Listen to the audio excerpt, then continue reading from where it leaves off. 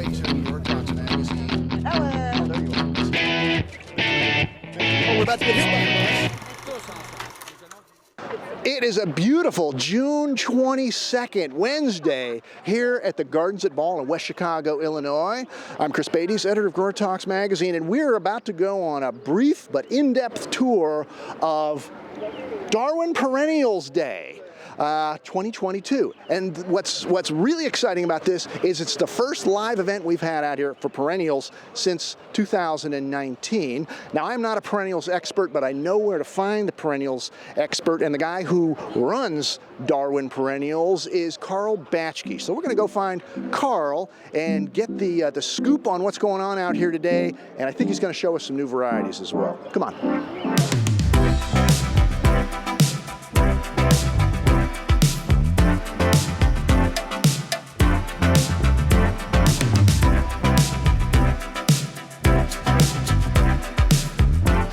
Everybody, I found Karl Batschke, which is pretty rare because you're going to be a pretty busy guy out here at Darwin Day. Yes, it's busy after 3 years without having guests here. Is that 3 years? Great. Well, 2019. 2019 was the last time we were out here live. That's right. Then that pesky pandemic thing. I know. We did a ton online, so it's not like you were gone. That's right. That's right. But how many people are you expecting, or at least how many registered to come out to the live Darwin Perennial Days? Over 400 today, and we'll probably get another 50 or so walk in. So it's going to be a great day. And what kind of folks come to this event? Well, everything from landscape designers to growers to retailers. We get a lot of local retailers here looking for what's new, and that's the exciting part. Now we're in Chicagoland, out in West Chicago, Illinois, but how far will people come? What's the furthest somebody drove? They're driving in 4 or 5 hours. We get people from downstate Illinois as an example, so Springfield, Missouri, those kind of areas coming in. So yeah, but by the time you're watching this, it's too late. But next year, but still,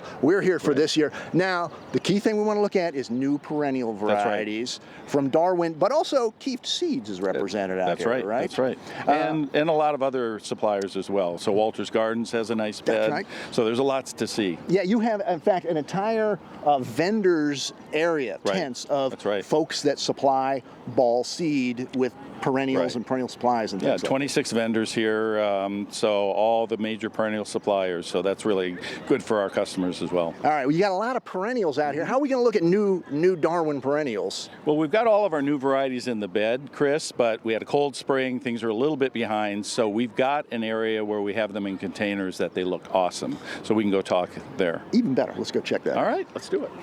Well, this is convenient. I mean, the beds are gorgeous, but having them right up here in pots where we can see them up close is certainly good for our video. And there's right in the middle of this circle of new varieties is, hey, Darwin Perennials, of course. Which ones do you want to show us first, Well, Karl? we can just start right here with a couple of new shade items that we have, Chris. Shade perennials. Shade perennials. Important for me. My yard has gotten so shady, I need to pay close attention to these. Absolutely. What is this one? So this is a new brunnera called Frostbite.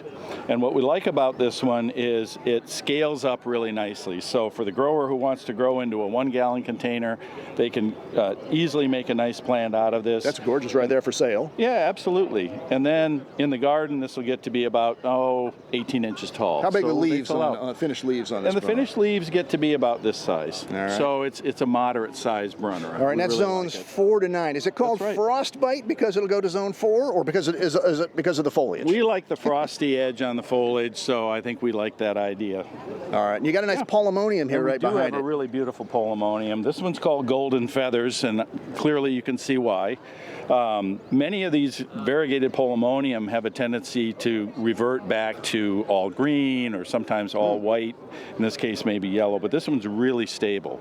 So we love this one for that ferny texture, wonderful shade perennial, flowers nicely in the spring with blue flowers, kind of blue mauve flowers. But we think that at retail, doesn't need the flowers because that foliage really sets it off. How would that do in a container?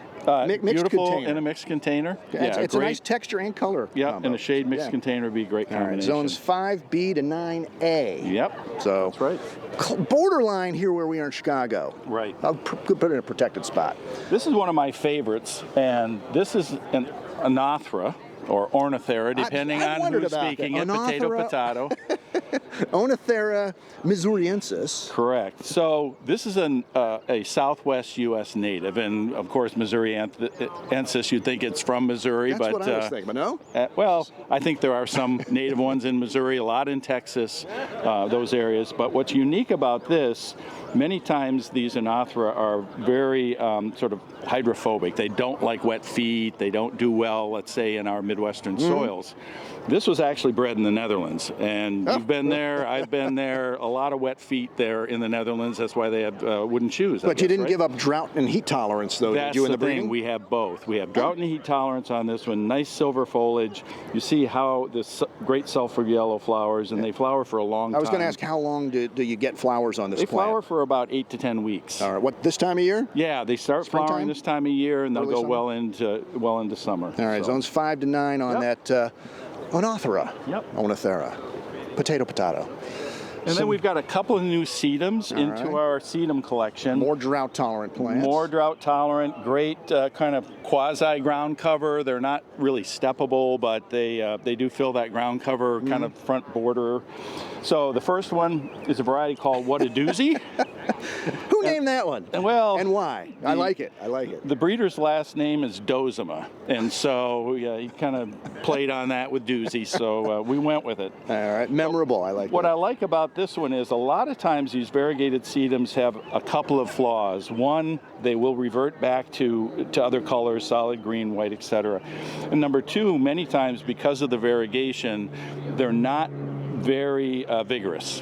Where this one is vigorous enough, it's not going to take over, but it will fill a spot in a mixed container, a mixed sedum container, or in the ground. So looks like it's trying very to spread stable. Nicely there, yeah, we really like that one a lot. All right, and its little sister here. This other one's called Yellow Diamonds. So this is a sedum that we like because it gets red stems on the foliage, these nice golden yellow flowers in summer, and then it just makes a nice mounded habit when it's not in and flower. very rich green. Yep, I tend really to think sedum green. a little more gray-green, blue-green a lot of times, but that deep green is nice. Yeah. Both of those are zones 5 for the cold and 9 for the heat. Correct. All right. Some more blooming. So we already had the oenothera. And you guys are certainly known for these echinaceas. Right. So Sombrero is our lead series in Echinacea, great selling product. However, some of our growers, because they're growing indoors, would find that sombreros would stretch a little bit too much for their purposes. Grown outdoors, they're fantastic in terms of not stretching and so on. So we started developing a more compact series that we call Poco. So Sombrero Poco being a compact sombrero. So we've got actually 3 new ones for this year. We only have 2 on display today, but we've got Poco Red and Poco White. And then there's also a Poco Rose in that series. So together with the yellow and the hot coral, we got 5 colors. 5 colors in it. And is it a series, not just a collection? Well, all these perennials generally are not coming from exactly the same parents, so we line them up as a series, but they're more of a collection, I suppose. But pretty uniform, though, all the way across, uniform. timing-wise and everything? Timing-wise, size, very uniform. All right, cool. Those zones 4B to 9. Cool, those will take some cold. And if I want a little height in your perennial garden. That's right. So we've got a new kniphofia. This one's called Glow Stick, and we've got one flower here, another bud coming up, but what we find with Glow Stick, it really fills out nicely with this textured grassy foliage, and once it starts flowering, it doesn't stop. So normally we think of kniphofia as being kind of a late spring flowering. It'll send up a flush of flowers, and then you might get another flush later in the season. This one, once it starts blooming, it doesn't stop. We had material out in our trial fields west of here in Elburn, Illinois, flowering all the way until freeze, kind of late October almost. So. This one's called Glow Stick. Glow Stick. Will we get some more colors on this one? So we're working with the breeder to give us some more colors on this one. We've actually had this one in trials for several years, mainly because of the production method. So we're actually producing this from unrooted cuttings. Normally, kniphofia is a tissue culture plant that then goes into a bare root or a young plant plant from tissue culture. So it's a much more affordable input. I was going to ask for what the growers. benefit is for the grower. Yeah, much more affordable input. All right. Zone 6 to 9 on that one. That's right. And that's typical with most kniphophias. What we find is they're not reliably hardy to zone 5, at least in our experience in trialing. That's why I don't have one in my garden, I guess, here probably. in Chicago. Exactly. All right, another grassy type Another plant. grassy This time it is plant, a grass. and this is a miscanthus. So a few years ago we introduced miscanthus bandwidth, and bandwidth and its big brother here, high frequency, are all out of breeding coming from North Carolina State, bred for infertility. So we can't say that they're sterile, but they have very low fertility. Because these are considered invasive in They are in some regions. areas, Yeah, right. yeah, yeah. So we're targeting fertility less than 5%. So of the seed collected, less than 5% will germinate, and that's considered to be infertile for miscanthus. And is high frequency bigger? Yeah, high than frequency is going to bandwidth? be about 6 foot tall. Bandwidth is about 4 foot tall. All right, well named. Right. To remember them. Right, High frequency. Yeah, Very exactly. cool. And you got these, it's these cool. I don't even know how to describe that variegation. These, very nice these banded random is the way we call stripes it. up on the foliage there. Yep. Zones 5 to 9A on miscanthus high frequency. Yep. And then This probably one caught a lot of attention at the Cast. California Spring Trials. It was the pick item for a lot of people for Right. kind of obvious reasons, Right. those flowers. But talk Right. about this one. Yeah, so this is Dephinium red lark, and this has a really cool backstory. The gentleman who bred this was actually a professor at Wageningen University in the Netherlands, and his hobby was to breed red delphinium. So it's a very complex cross with a Delphinium cardinalis and elatum.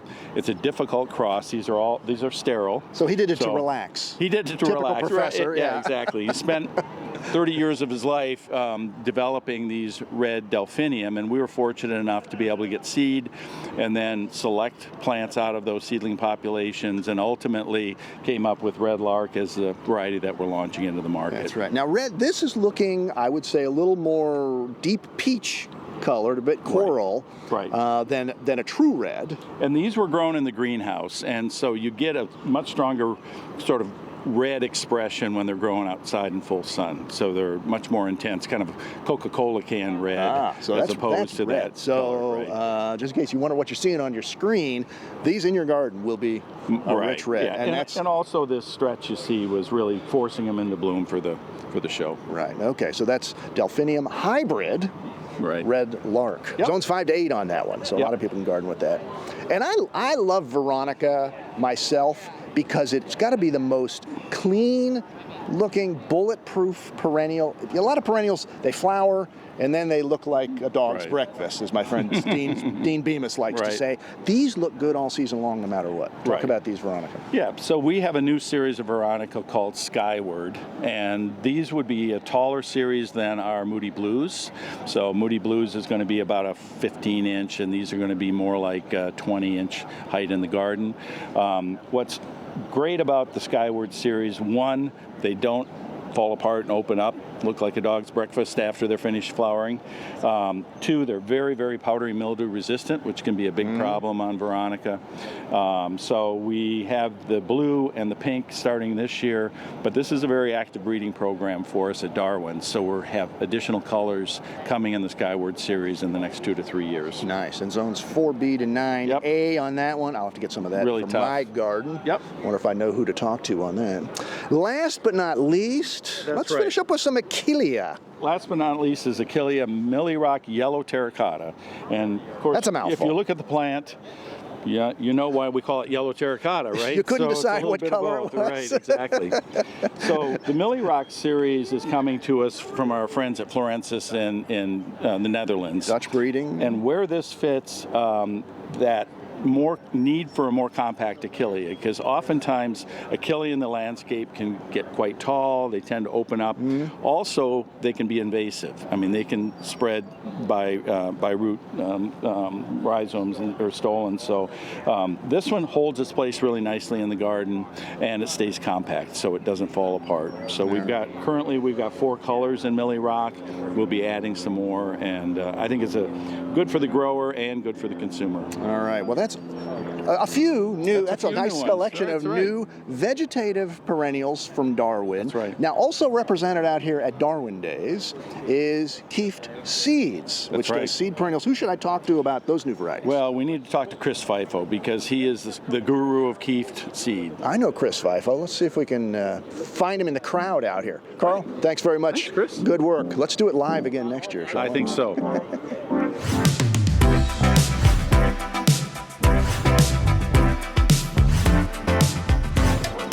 I believe this gentleman in the blue shirt is Chris Fifo, who we are looking for to talk new Kieft seed varieties. Chris, can I interrupt? Hey, Sarah, how are you? How are you today? Not that I'm a paying customer or anything, but I can get you a little promotion for some new varieties. I got a few minutes for you, Chris. All right. You are the Kieft representative for seed perennials, but you do stuff for Darwin as well, right? I do both things. I grew perennials from seed and veg for many, many years. You were an actual perennial grower for Swift Greenhouse. It was, yes, it was so much fun. Growing perennials is a blast. Most exciting. Annuals, they have their place, I know, but perennials are where it's at. All right, for me. okay. I know perennials are better than annuals. Seed better than vegetative? They both have their place. And so that is the challenge, and that is my role then being both Darwin and Kieft, because we have Echinacea from veg, Echinacea from seed, and it's my job to help customers understand where each one of these products fit in their programs, what is going to be the best one for them. Well, Echinacea Artisan, I see new signs on here, seed variety. Talk about this brand new one here, would you? Echinacea Artisans, we introduced the first two colors a couple years ago, red ombre, soft orange. This year, we're introducing yellow ombre. And so you can see how these transition their colors from the really bold yellow when they're young to the more mature, kind of fading to a nice shade of yellow here. So they're ombre. And the red does the same thing. It's an ombre when you go from dark to light like that, kind of an airbrush effect. So these are super exciting in that this is the first F1 hybrid Echinacea on the market. What's that mean for the customer? Stronger branching, stronger flower colors, and more consistent colors and size throughout the plant. So there's a huge improvement. You're starting from a seed plug with this, or seed, as opposed to a vegetative product. So maybe some cost savings in there? We're definitely looking at a different price point here. So we have a premium Echinacea from a seed, hits a different market. And so that's really been our goal with this breeding. And again, making it easier for the customers to grow these and get them into flower. So that again is my job to get this information to our customers. To do that, we have developed our new scheduling tool for Kieft seed. We had our scheduling tool for Darwin Perennials. Now we've done the same thing for Kieft seed. So we can go to our scheduling tool on the Kieft seed websites and we can learn how to schedule Echinacea exactly for Mother's Day sales, for fall sales. That's the great thing about Chris. Chris does a ton of technical information. We've done a raft of technical videos on a bunch of different perennial products. So go to the Darwin or the Kieft websites. I'll put the URL right up here so you can learn how to grow this stuff. Here's the orange one. It's a lot of fun. The Echinacea soft orange, absolutely fantastic. But then also new out here, something that goes beautiful with yellow or orange would be blue. And our next new flower? intro for 2023, exciting product we're calling Profskia Bluesets. And so this is a dwarf Profskia. We're taking Profskia, we're moving it from the back of the garden to the front of the border. Because how tall would it 18 normally inches be? tall. Normally your Profskias can be 3 to 4 foot tall. We're talking 18 inches here, year after year. Completely different use for a Profskia. Also, this one's a spring bloomer. This is not your middle of summer to fall blooming Profskia. We can now have Profskia in bloom in the garden center in the springtime under natural photo period. We don't have to put long day lighting into these. Guarantees it attracts pollinators. Absolutely, perfect pollinator plant. Nice. So another interesting use. It's in a combo here, which perennial combos are definitely a thing. I mean, you could put an annual in there if you wanted to. Yes. I know that mixing them with offend annuals is a new your concept. But I understand the concept because you have continuous color with annuals, but annual combos, you get them, you plant them, they're meant to look like that season long. What I love about perennial combos is that they evolve, they change, and so we can see those and enjoy those changes. As this Echinacea continues to flower throughout the summer, this combo is going to change. We're going to get more leucanthemum flowers coming in here, and it's going to evolve throughout the season. But if we did have an annual in there, we would have a little bit of consistent color. I can understand that concept, but using the Blueset as a mixed combo, a completely different concept that you cannot do with other perennials. Profskias. All right, the last new sign here, and I was disappointed because I haven't yet seen Rudbeckia Gold Blitz in bloom. It actually does flower though, yes, right? Why you're is that? questioning, is this a real item? I Is this saw it just in a April, plant? no flowers yet, only a Yes. photo. Now we're June, no flowers yet. When is it going to bloom? This one is going to bloom. This is compared to Rudbeckia Goldsturm. This is blooming 2 to 3 weeks earlier than Rudbeckia Goldsturm. There's a big improvement over this. These are still going to bloom naturally about the end of June.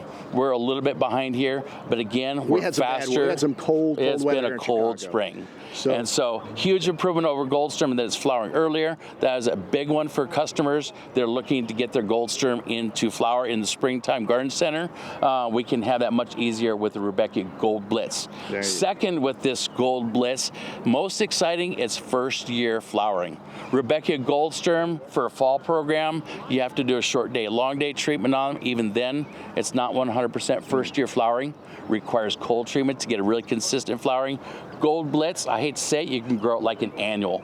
I hate saying that about perennials, but I understand the concept, making it easier for customers to get these into flower. And it will bloom. And it first will year, bloom. eventually. This is budding now, and so what we're seeing here, we're seeing some calcium deficiency. I don't mean to get really technical on you, but customers will see this curling on the leaves as it's budding up. Once it does come into flower, that curling's gone. It's completely covered up. So it happens that is kinda one little naturally. cultural thing we've noticed about these. It's not to worry. This could look like insect damage or herbicide or something. Not a problem. It's common for this, and it's going to be Do you growing need to right out. hit it with extra calcium, or do you need to not Extra worry about it? calcium applications are beneficial. pH around 6.5 is definitely good, and I like very low humidity on these. See, if you have lower humidity, you're going to get greater calcium That's the uptake. thing I like about Chris. He's not a marketing guy. I mean, he can sell this. But I'm he'll tell on you how the to grow it technical too. side, so, and I definitely don't do financial services. I'm tech services only. So, Chris, thanks very much for the tour of the new Kieft seed varieties and the technical tips as well. welcome. Thank you, guys. I'm sure I can't wait to see this in bloom. Yeah, it's in Couple beds weeks. in mass. Well, that's the new varieties, just the highlights of the new varieties from Darwin Perennial Day out here at the Gardens at Ball in West Chicago. There's a lot going on though. We looked at new varieties. There are hundreds, maybe thousands of existing varieties out in the gardens. And we've got all of these vendors, 26 of them, I think they said, somewhere number like that, all up and down this vendor display area. It's like a French market or a flower show in there. And I'm gonna go check out what's happening with some of these great ball suppliers. So if you didn't make it out to Darwin Perennials Day this year, have heart. It'll be next summer. It's about the third week in June 2023. Check darwinperennials.com for the exact dates. And of course, in the newsletter Acres Online, I'll be telling you all about that as well. So for now, I am Chris Beytes from GrowerTalks magazine saying happy perennial growing, everybody. See you next time.